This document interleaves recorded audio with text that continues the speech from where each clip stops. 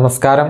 Raf talks ഫുട്ബോളിലേക്ക് ഏവർക്കും സ്വാഗതം. ഇപ്പോൾ നടന്നുകൊണ്ടിരിക്കുന്ന കോപ്പ അമേരിക്ക ടൂർണമെൻറ്റിൻ്റെ സെമി ഫൈനലിൽ പ്രവേശിക്കാൻ നിലവിലെ ജേതാക്കളായ അർജന്റീനയ്ക്ക് സാധിച്ചിട്ടുണ്ട്. നമുക്കറിയാം, ക്വാർട്ടർ ഫൈനൽ പോരാട്ടത്തിൽ ഇക്വഡോറിനെയായിരുന്നു അവർ പരാജയപ്പെടുത്തിയത്. പെനാൽറ്റി ഷൂട്ടൗട്ടിലാണ് അർജന്റീന ഈ ഒരു വിജയം നേടിയത്.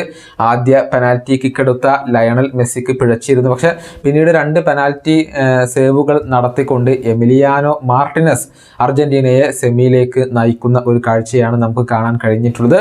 ഇനി സെമി ഫൈനൽ പോരാട്ടത്തിൽ കാനഡയാണ് അർജന്റീനയുടെ എതിരാളികൾ. നമുക്കറിയാം, ഗ്രൂപ്പ് ഘട്ടത്തിൽ അർജന്റീനയും കാനഡയും തമ്മിൽ ഏറ്റുമുട്ടിയപ്പോൾ മികച്ച പ്രകടനം അർജന്റീന പുറത്തെടുക്കുകയും എതിരില്ലാത്ത 2 ഗോളുകൾക്ക് അർജന്റീന വിജയിക്കുകയും ചെയ്തു എന്നുള്ളതാണ്. അതുകൊണ്ട് തന്നെ സെമി ഫൈനൽ പോരാട്ടം അർജന്റീനയെ സംബന്ധിച്ചിടത്തോളം എളുപ്പമായിരിക്കും എന്നാണ് പൊതുവെയുള്ള ഒരു വിലയിരുത്തൽ. വരുന്ന ബുധനാഴ്ച പുലർച്ചെ ഇന്ത്യൻ സമയം 5:30 ഈ ഒരു മത്സരം നടക്കുക.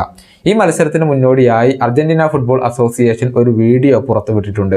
ഗോൾ കീപ്പർ എമിലിയാനോ മാർട്ടിനസിൻ്റെ ഒരു വീഡിയോയാണ്. അദ്ദേഹം അതിൽ ഒരു സന്ദേശം ആരാധകർക്കായി നൽകുന്നുണ്ട്. അതിങ്ങനെയാണ്: ഇനി ഒരു മത്സരം കൂടി, അത് കഴിഞ്ഞാൽ നമ്മൾ ഫൈനലിൽ. ഇതാണ് എമിലിയാനോ മാർട്ടിനസ് ഇപ്പോൾ ആ ഒരു വീഡിയോയിലൂടെ പറഞ്ഞിട്ടുള്ളത്. അദ്ദേഹം തൻ്റെ ഗ്ലൗവിൽ ചുംബിക്കുകയും ചെയ്യുന്നുണ്ട്.